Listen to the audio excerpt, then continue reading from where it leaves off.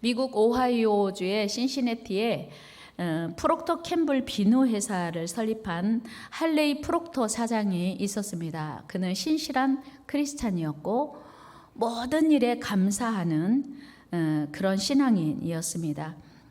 회사가 어려울 때도 그는 두려워하거나 불평하기보다 하나님의 어떤 계획이 있겠지 하며 하나님 말씀대로 순종하며 살았습니다. 한 번은 직원의 실수로 기계 작동 시간을 타이머를 잘못 설정하는 바람에 원하는 비누가 안 나오고 전혀 다른 비누가 생산이 된 겁니다.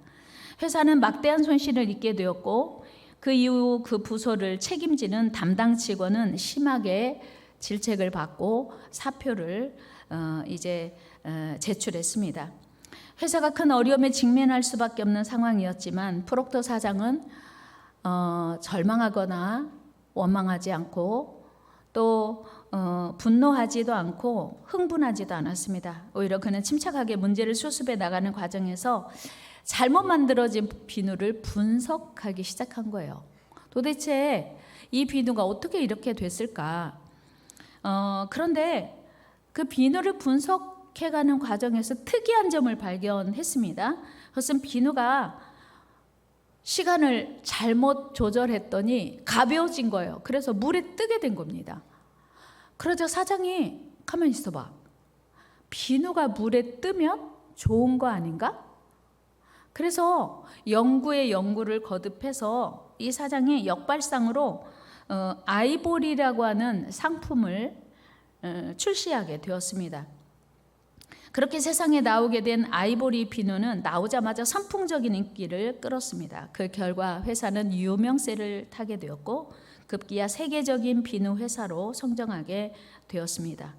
범사에 감사하라는 좌우명을 가지고 살았던 사장 프록터는 아이보리 비누 덕분에 거부가 되었습니다. 그 이후로 지금까지 아이보리는 세계적으로 유명한 비누로 그 명성을 유지하고 있습니다. 물론 여러분 프록터 사장처럼 범사에 감사하라는 말씀대로 살기가 쉽지는 않습니다. 간단하지도 않습니다. 그러나 그것을 극복했을 때 놀라운 전화위복의 역사가 나타나더라는 것입니다. 20세기 최고의 물리학자인 알버트 아인슈타인이 이런 말을 했습니다. 인생에는 두 종류의 삶이 있다. 하나는 우리 인생에는 기적은 없어. 기적 같은 거 없어. 또 하나는 우리 인생 모든 게 기적이야 라고 하는 삶의 자세가 있다는 거예요. 여러분은 어느 쪽이에요? 기적 같은 것은 없습니까? 아니면 모든 것이 기적입니까? 여러분 우리가 생각해 보면 오늘 살아있는 거 기적이에요. 오늘 우리가 예배 자리에 있는 거 기적인 줄로 믿습니다. 그러니까 우리가 어떤 자세로 살아가는 게 어떤 자세로 우리가 선택하며 살아가느냐 하는 건 매우 중요한 일입니다. 오늘 본문에서 사도 바울은 항상 기뻐하라, 쉬지 말고 기도하라, 범사에 감사하라. 이는 예수 그리스도 안에서 너희를 향하신 하나님의 뜻이니라 말씀합니다. 데살로니가 교회는 사도 바울이 제2차 선교 여행 때 빌립보 교회에 이어서 두 번째로 설립한 교회입니다. 그런데 그 데살로니가에서 복음을 전하는 바울을 그 데살로니가에 살고 있는 유대인들이 얼마나 핍박을 하는지 더 이상 복음을 전할 수가 없게 되었어요. 그래서 거기서 오래 머물 수 없는 상황에서 마침내 바울은 디모데를 데살로니가 교회의 목회자로 파송을 합니다. 그리고 그 후에 디모데는 바울이 머물고 있던 고린도로 건너가서 데살로니가 교회의 소식을 전하게 됩니다.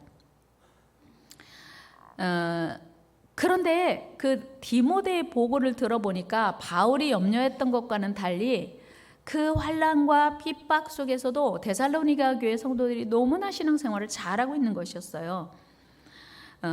그래서 그 데살로니가 교회 성도들이 주님의 재림을 고대하며 신앙을 지킬 뿐만 아니라 믿음과 사랑이 풍성했음을 듣게 되었습니다.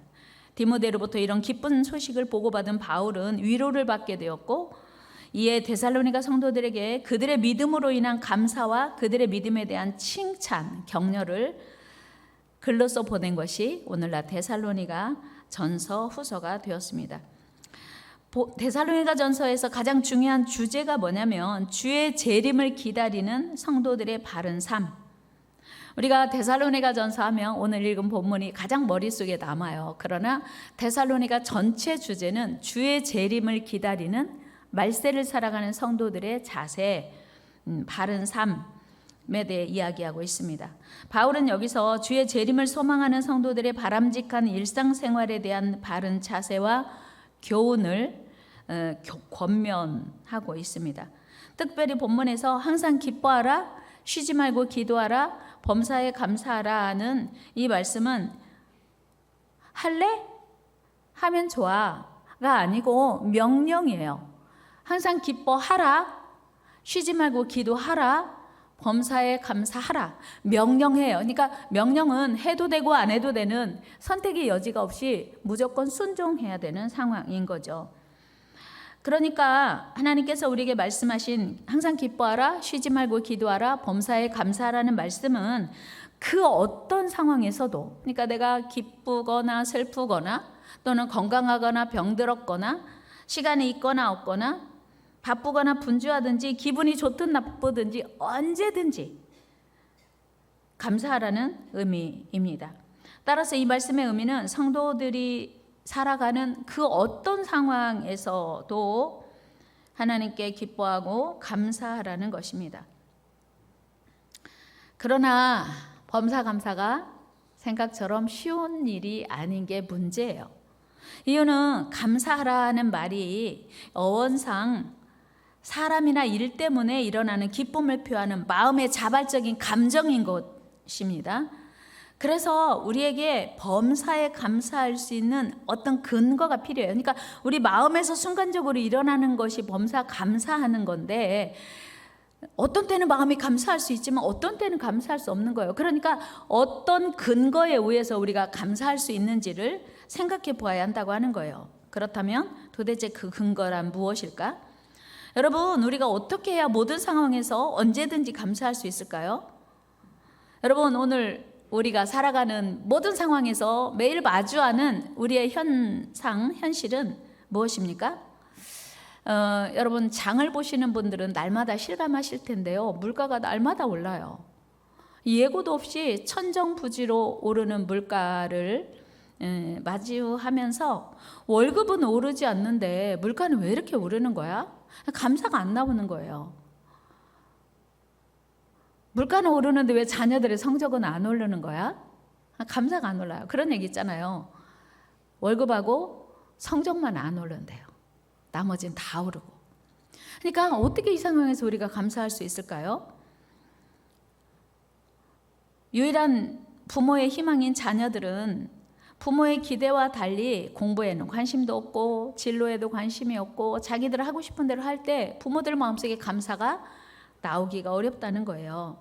그나마 건강의 재산이라 믿고 버티고 있는데 이곳저곳 아픈 곳이 늘어나다 보면 아무리 하나님의 명령이라 해도 범사감사는 도저히 순종할 수 없는 불가능한 하나님의 명령이 되는 것입니다.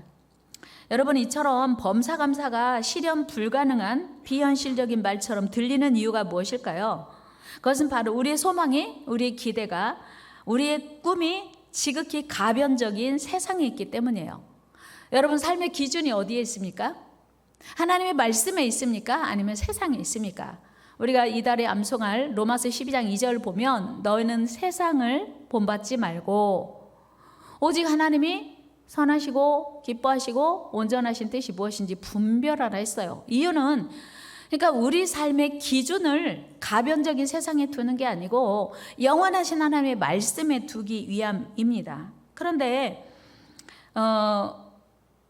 우리가 살아가는 세상은, 우리가 마주하는 현실은 자꾸 변하는 게 문제인 거예요.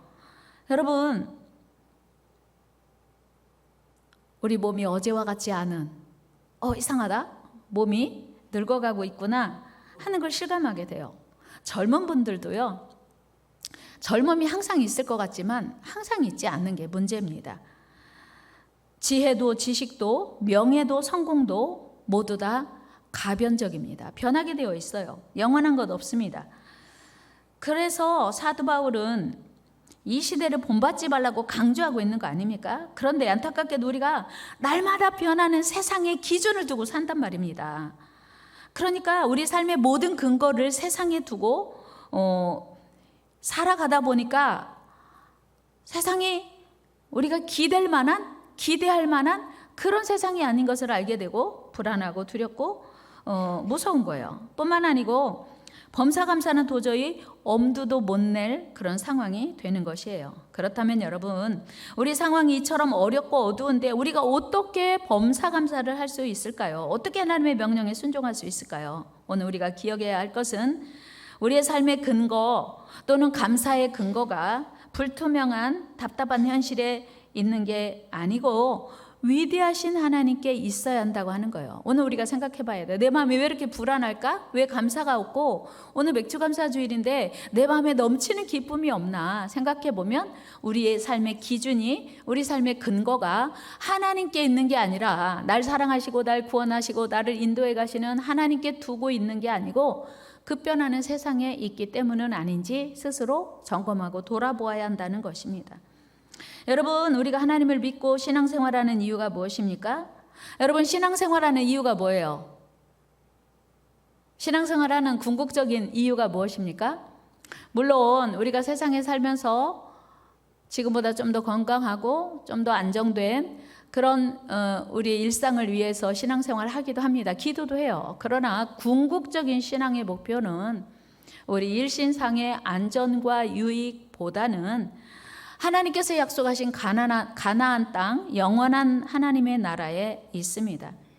여러분, 이스라엘 백성들은 출애굽 이후에 광야를 지나는 내내 마주하는 고단한 현실 앞에서 늘 낙심하고 절망했습니다. 그들은 눈앞에 펼쳐지는 어려움 앞에서 지체 없이 하나님께 원망과 불평을 쏟아냈습니다. 여러분, 이스라엘 백성들이 간절히 고대했던 단 한 가지가 무엇이었죠? 출애굽이었어요. 야, 애굽에서 우리 노예잖아. 우리는 정말 이 애굽에서 탈출만 하면, 이 노예의 신분에서 벗어나게만 하면 우리는 더 이상 소원 없어. 그렇게 간절히 고대했어요.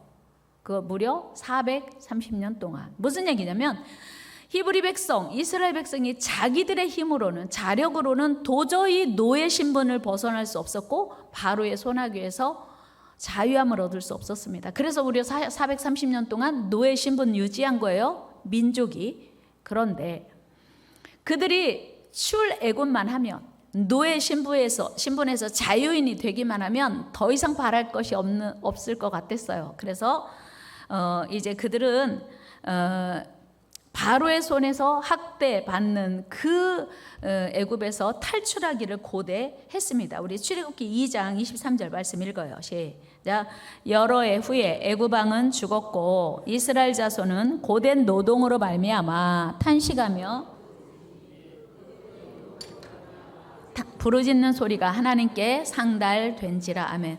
하나님께 부르짖고 하나님께 호소했다는 건 뭐예요? 자기들의 힘으로는 도저히 애굽에서 탈출할 수 없었다는 거죠.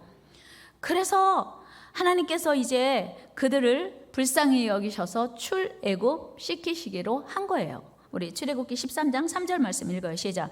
모세가 백성에게 이르되 너희는 애굽 곧 종되었던 집에서 나온 그날을 기념하여 유괴병을 먹지 말라.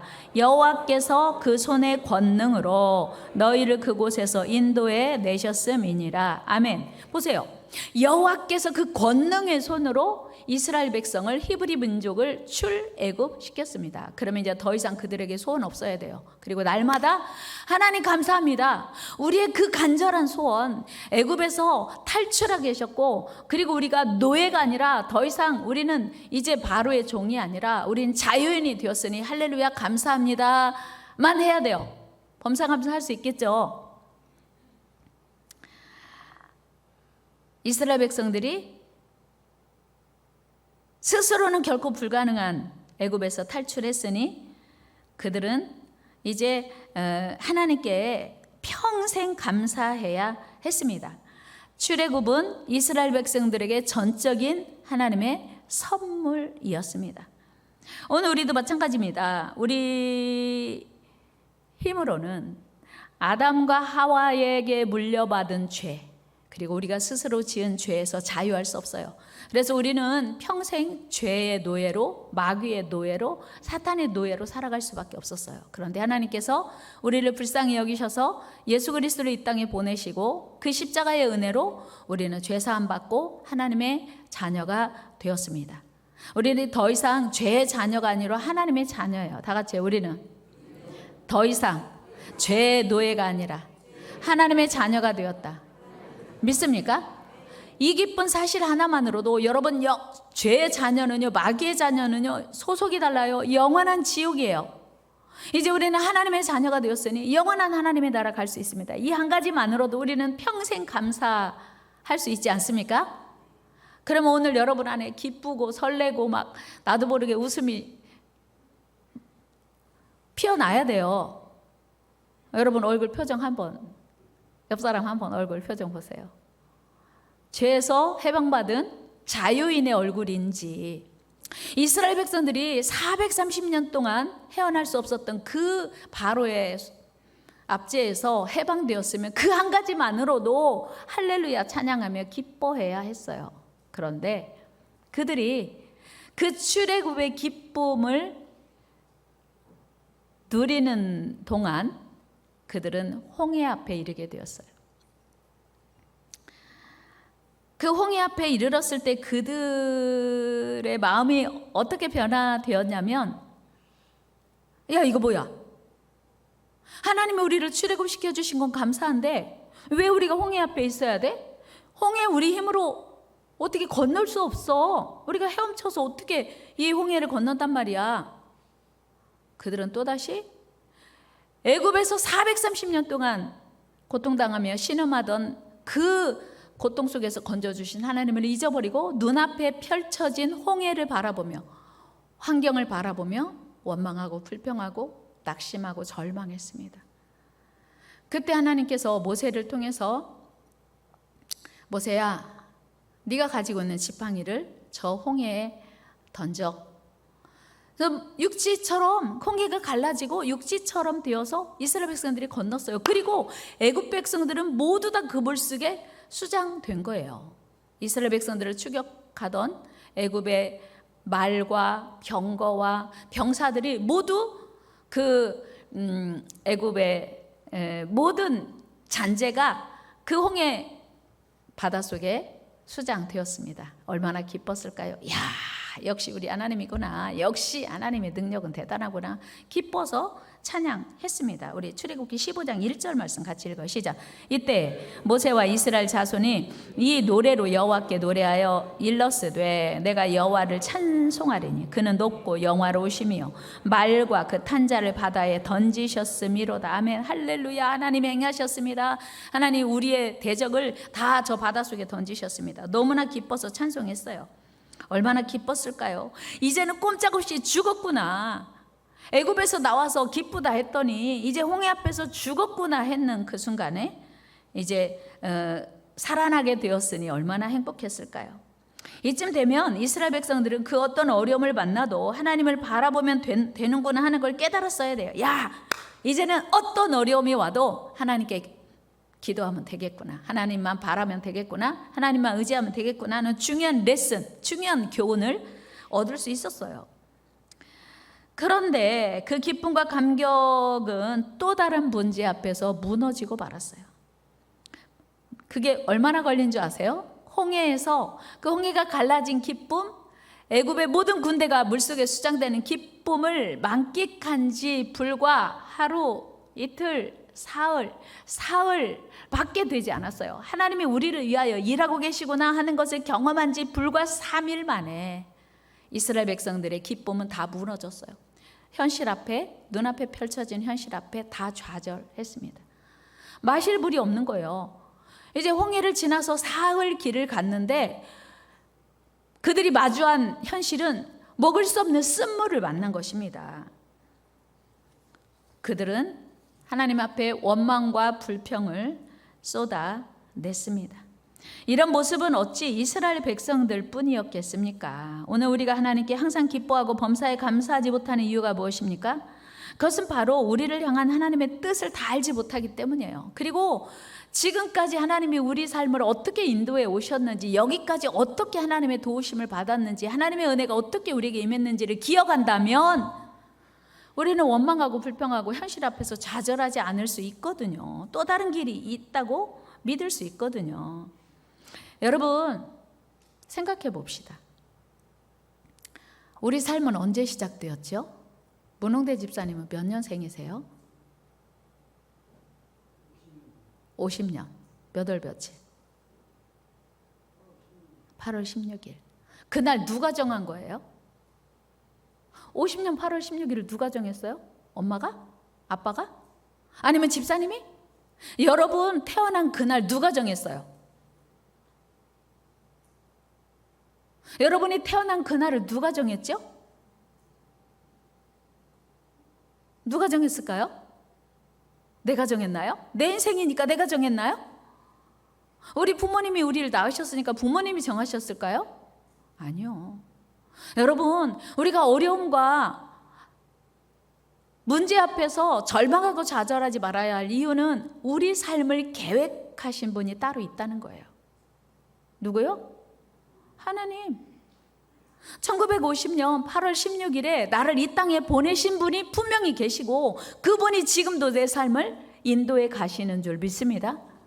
그날부터 이후로 여기까지 인도해 주신 하나님이 이후로도 우리의 삶을 하나님이 인도하실 거예요.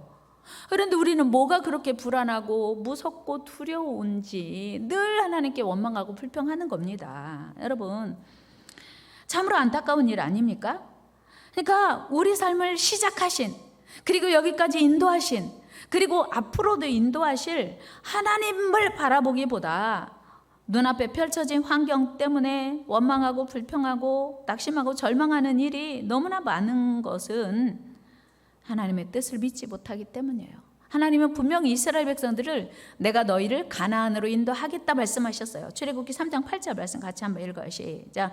내가 내려가서 그들을 애굽인의 손에서 건져내고 그들을 그 땅에서 인도하여 아름답고 광대한 땅, 젖과 꿀이 흐르는 땅, 곧 가나안 족속, 헷 족속, 아모리 족속, 브리스 족속, 히 족속, 여부스 족속의 지방에 데려가려 하노라. 아멘. 하나님의 계획이에요. 야, 내가 너희를 출애굽시킨 이유는, 출애굽시킬 이유는 가나안 땅, 그 땅에 물론 여러 족속이 살고 있지만 그 땅으로 인도할 거야. 하나님의 계획하신 거예요. 출애굽은 전적인 하나님의 계획이었습니다. 여러분, 하나님은 지금도 우리를 가장 좋은 길로 인도하시는 사랑의 하나님이신 줄로 믿습니다.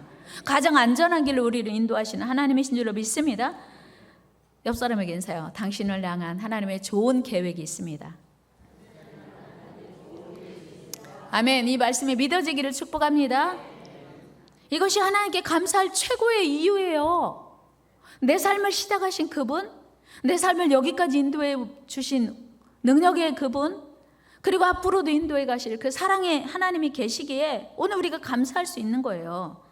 여러분, 우리 생명은요, 내 의지나 내 노력으로 시작된 것이 아닙니다. 우리의 노력으로 체력은 좀 향상시킬 수 있어요. 폐활량은 증가시킬 수 있습니다. 우리의 노력으로 혈액순환은 좀 더 잘 되게 할 수 있어요. 뭐 약을 먹어서도 되고 운동을 해서도 되고, 우리가 투잡, 쓰리잡을 해서 우리의 수입을 좀 더 증가시킬 수는 있습니다. 우리가 영어 공부하면 영어 실력이 향상이 되겠고요. 열심히 공부해서 실력을 높이는 거 어느 정도는 가능합니다. 그러나 생명은 우리 소관이 아니에요. 건강을 조금 더 증진시키는 것은 우리가 가능하지만 우리의 노력으로 생명은 어찌할 수 없다는 것을 우리는 너무나 잘 압니다. 오직 우리의 생사를 주관하시는 것은 하나님의 일입니다. 그래서 오늘 우리에게는 하나님께 감사하는 일이 우리에게 생명 주신 하나님께 최고, 하나님을 기쁘시게 하는 일이라는 거예요. 시편 50편 23절 보니까 감사로 제사를 드리는 자가 하나님을 영화롭게 한대요. 왜요? 우리에게 오늘 생명 주신 하나님께 감사하는 것이 그분을 기쁘시게 하는 거라는 거예요.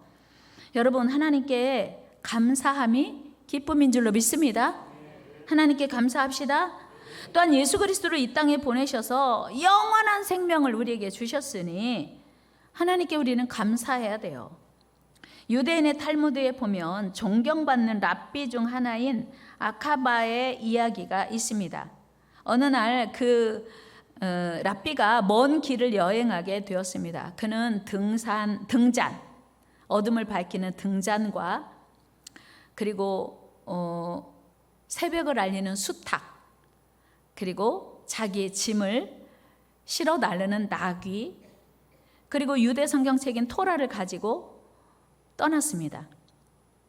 여행 도중 날이 저물어서 어떤 마을에 들어가 하루를 머물기를 청했습니다. 그런데 웬일인지 마을 사람들이 모두 그를 거절하는 것이었어요. 여보세요, 저 길 가는 나그네인데요, 하룻밤만 묵으면 안 될까요? 안 돼요. 또 옆집에 가서 저 길 가는 나그네입니다, 하룻밤만 머물면 안 될까요? 그랬더니 안 돼요. 모두 다 거절하는 것이었어요. 이 랍비가 어떻게 했을까요? 야, 이 동네 참 희한하네. 하룻밤 묵을 수 있게 해주면 내가 대가를 지불할 텐데 참 이상한 사람들이다라고 마음에 서운한 생각이 든 게 아니고, 이 랍비의 마음속에 이런 혼잣말을 했습니다. 이 모든 것은 더욱 좋게 하시는 하나님께서 더 유익하게 하실 거야. 그리고 그는 하는 수 없이 마을에서 좀 떨어진 곳에 천막을 치고 잠을 자기로 했습니다. 그런데 그 천막을 치고 등잔불을 켰는데 갑자기 어디선가 바람이 불어와서 등잔불이 꺼지는 것이었어요. 다시 켜면 또 꺼지고 다시 켜면 또 꺼지고, 하는 수 없이 등잔불을 끄고 잠을 자기로 결정했습니다. 그런데 갑자기 어디서 사나운 짐승이 울부짖는 소리가 들리는 것이었어요. 그 소리에 나귀가 놀라서 그냥 도망쳐 버렸어요. 랍비는 항상 감사하는 게 몸에 뱄기 때문에 이렇게 또 고백했죠. 하나님이 더 유익하게 하실 거야. 나귀가 그렇게 도망치니까 수탉도 같이 날아나 버렸습니다. 남은 것이라고는 이제 토라 성경책밖에 없었습니다. 그러나 그는 이번에도 하나님이 더 유익하게 하실 거야. 한번 해볼까요? 하나님이 더 유익하게 하실 거야. 아멘. 그렇게 고백하며 하나님께 감사했습니다. 하나님이 더 좋은 길로 인도하실 겁니다. 저는 믿습니다. 그리고 그 밤을 새고 다음날 아침 마을로 들어갔어요. 그런데 이게 웬일이에요? 지난 밤에 도적대들이 그 마을을 덮쳐서 마을에 있는 모든 사람을 다 죽였어요. 마을에 있는 모든 짐승을 다 끌고 갔고 모든 재산을 다 훔쳐 갔습니다. 마을은 온통 쑥대밭이 되었고 사람들은 모두 쓰러져 있었습니다. 그리고 그는 생각했습니다. 어젯밤 만약에 사람들이 나를 재워준다고 해서 누구라도 나를 재워주는 이가 있어서 내가 그 마을에서 잤더라면 나는 어떻게 되었을까? 어젯밤에 등잔불이 꺼지지 않았더라면 어떻게 되었을까? 나귀가 도망치지 않고 천막에 있다가 이상한 소리를 듣고 소리를 질렀더라면 어떻게 되었을까? 수탉이 아침이 되었다고 꽃기요 하고 이제 울었다면 어떻게 되었을까? 과연 내가 살아 있었을까? 생각해 보니 모든 것이 하나님의 은혜였습니다. 우리 하나님께서는 항상 감사, 범사 감사를 드리는 아키바를 그의 믿음대로 지켜주셨습니다. 우리 입에서 하나님이 더 유익하게 하실 거야를 좋을 때 말고 어떤 상황에서 특히 힘들고 어려울 때 외칠 수 있기를 바랍니다. 다 같이 하나님이 더 유익하게 하실 거야. 아멘. 여러분, 브라질 사람들은요 오브리가도라고 하는 말을 늘 외친대요. 하루에도 수없이 오브리가도. 아무리 말을 안 하는 사람도 10번 정도는 한다고 해요. 오브리가도 무슨 뜻이냐면 감사합니다예요. 입에 달고 산대요. 오브리가도. 한번 해볼까요? 오브리가도. 감사합니다. 이 인사예요. 그들은 틈만 나면 감사합니다를 외칩니다. 그런가 하면 미국 사람이 가장 많이 내뱉는 말이 무엇인지 아십니까? 미국 사람들이 가장 많이 사용하는 말 역시 땡큐, 감사합니다입니다. 그들은 남녀노소 할 것 없이 땡큐를 외칩니다. 여러분, 식당에 가면 감사합니다를 몇 번 정도 하십니까? 서빙하는 직원이 물을 가져오고 주문을 받으면 감사합니다. 음식을 내오면 감사합니다. 리필을 요구했는데 또다시 갔다 오면 감사합니다. 먹고 나오면서 감사합니다. 여러분, 식당에 가서 밥을 먹고 나오면서 최소한 5번에서 10번? 10번은 좀 많을까요? 그런데 그 감사합니다가 그 사람을 위한 게 아니고 나를 위한 거라고 하는 거예요. 왜요? 하나님은 너희 말이 내 귀에 들린 대로, 너희 말이 하나님의 귀에 들린 대로 내가 행하리니 약속하셨기 때문이에요. 유대인들의 격언 중에 이런 말이 있대요. 어린아이가 태어나서 말을 배울 때 감사합니다라는 말이 아예 입에 붙을 때까지 다른 말을 가르치지 않는데요. 그러니까 감사합니다를 익숙하게 하게 된 다음에 다른 말을 가르친다고 해요. 그렇다면 여러분, 사람에게 할 수 있는 가장 기쁜 말이 감사합니다라고 한다면 하나님께 우리가 드릴 수 있는 가장 귀한 말은 뭘까요? 그건 역시 감사합니다입니다. 하나님이 가장 듣고 싶어 하는 말, 우리가 하나님께 드리는 말 중에 가장 하나님이 듣고 싶어 하는 말, 감사합니다예요. 우리 옆에 계신 분에게 한번 감사합니다 합시다. 하나님께도 하나님이 가장 듣고 싶어 하는 말이 하나님 감사합니다예요. 여러분, 하루에 몇 번이나 하나님께 감사를 드리고 살아오셨습니까? 그런 말이 있어요. 행복해서 감사한 것이 아니라 감사하기 때문에 행복하다. 우리는요, 목사님, 감사할 일이 있어야 감사하죠. 뭔가 행복한 일이 있어야 감사하죠. 그런데 행복해서 감사한 게 아니라 감사하기 때문에 행복한데요. 감사하면 행복해진다는 거예요. 여러분, 우리 예수님의 삶을 보면 늘 문제 앞에서 먼저 감사하셨어요. 굶주린 5,000명에게 나눌 양식이라고는 고작 5병이었어요. 물고기 2마리와 보리떡 5개밖에 없었습니다. 그런데 예수님은 하늘을 향하여 감사 기도 드렸어요. 그리고 나누어 주라 했더니 5,000명이 배불리 먹고 12광줄이 남았지요. 예수님은 나사로의 무덤 앞에서도 하나님, 죽어서 4일이나 돼서 이미 부패가 진행이 돼서 냄새나고 있는 나사로 무덤 앞에서 이렇게 기도하고 있어요. 하나님, 내 말을 들으신 것을 감사합니다. 우리 말씀 읽어봐요. 요한복음 11장 같이 읽어요. 시작. 돌을 옮겨 놓으니 예수께서 눈을 들어 우러러 보시고 이르시되 아버지여, 내 말을 들으신 것을 감사하나이다. 아멘. 자, 보세요. 아버지여, 내 말을 들으신 것을, 과거 완료예요. 이미 들어서 응답이 된 걸로 기도하고 있잖아요. 지금 나사로가 아직 살아나지 않았어요. 죽어서 부패가 진행이 돼서 냄새나는 나사로의 무덤 앞에서 예수님의 기도는 감사 기도였는데 어떤 감사 기도? 내 기도 들어주셔서 감사합니다. 과거 완료예요. 이미 들어주셔서 나사로가 살아난 것으로 믿고 기도한 거예요. 그랬더니 진짜 그 기도 후에 나사로가 수족을 배로 동인 채로, 염을 한 채로 나왔다. 이렇게 성경은 기록하고 있습니다. 여러분, 우리 하나님께서 우리에게 범사에 감사하라고 명령하신 것은 우리 삶을 가장 복되고 형통하게 하시기 위함이라는 사실이에요.